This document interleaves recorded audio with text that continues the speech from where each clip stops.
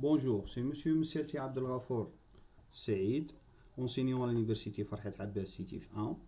Je vais vous présenter le cours de travaux pratiques physique 2 électrostatique, des TP qui sont dédiés aux premières années licence sciences de la matière. Après avoir vu dans la vidéo précédente les objectifs, les prérequis, les modes d'évaluation ainsi que le plan du cours de ces travaux pratiques, on passe directement au chapitre 1 qui est l'initiation aux appareils de mesure. Dans cette partie, nous allons utiliser comme appareil une source d'alimentation continue, des cordons de connexion, des résistances ainsi que des voltmètres et des ampèremètres. Pour la source de tension, elle est schématisée comme on peut le voir dans la figure, généralement dans les schémas de circuits électriques. Elle est à une alimentation continue, que ce soit de tension ou bien de courant. Elle est reliée avec les autres appareils avec ce type de cordon de connexion.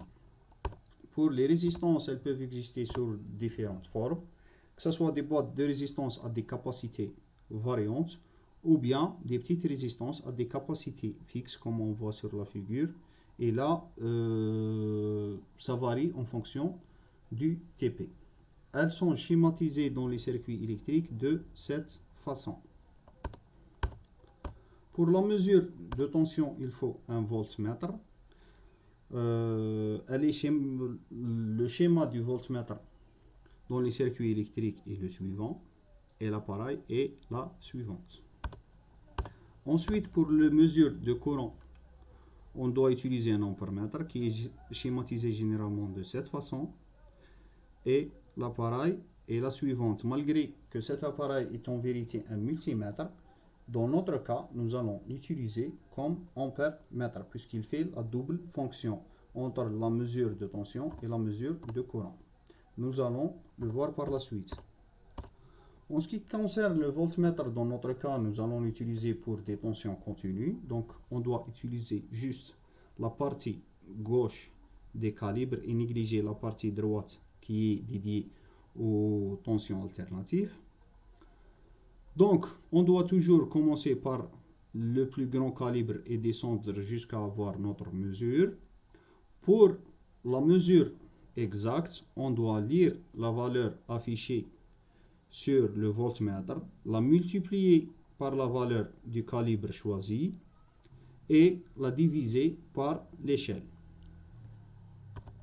Même chose en ce qui concerne l'ampèremètre, mais pour notre cas, nous allons utiliser un multi-ampèremètre qui peut être utilisé comme ampèremètre ou bien voltmètre.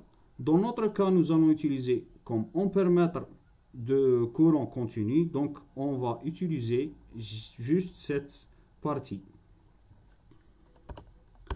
Donc comme application, on va utiliser l'application PhysicsLab pour réaliser ce circuit afin de vérifier la loi d'Ohm qui est U est égal à RI. PhysicsLab est une application disponible sur presque tous les smartphones. Pour l'utiliser sur PC, on doit d'abord installer l'application MimiPlay, ensuite la télécharger et l'installer. Donc, on commence par les appareils qui se trouvent dans notre circuit. Tout d'abord, on a besoin d'une source électrique. Ensuite, un ampèremètre et une boîte à résistance. Donc, on commence par les relier de cette façon. On doit choisir des fils rouges. Ensuite, la deuxième borne de l'ampèremètre avec l'entrée de la boîte à résistance et on ferme notre circuit. Cela en ce qui concerne la première maille. Ensuite, dans le circuit, on remarque que nous avons un voltmètre en parallèle. Donc, on doit relier le voltmètre de cette façon. Donc, on change de fil. Après avoir relié l'ampèremètre et le voltmètre et s'assurer que le circuit est fermé, on va d'abord fixer les valeurs de la tension et de la résistance avant d'allumer. Donc on choisit une tension de... Donc on fait une tension de 10 volts et une résistance de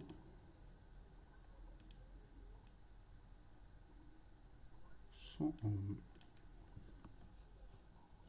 Après avoir fixé la valeur de la résistance et de la tension, on va allumer la source de tension et là on voit que les aiguilles ont monté. Donc pour la loi d'Ohm U est égal à RI, on doit d'abord voir la valeur affichée du voltmètre ici qui est de 10, donc U est égal à 10. La gamme 15 veut dire que le calibre choisi pour cette mesure est de 15. Ensuite, nous avons R qui a été fixé à 100 ohms et là, nous avons un courant de 0,1 ampère. Donc, pour vérifier la loi d'Ohm, U est égal à RI. Dans notre cas, nous avons 10 volts est égal à 100 multiplié par 0,1 qui est égal à 10.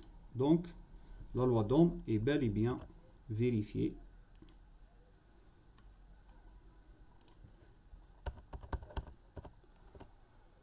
Donc, je vous remercie de votre attention et on se verra dans une prochaine vidéo pour les diviseurs de tension et les diviseurs de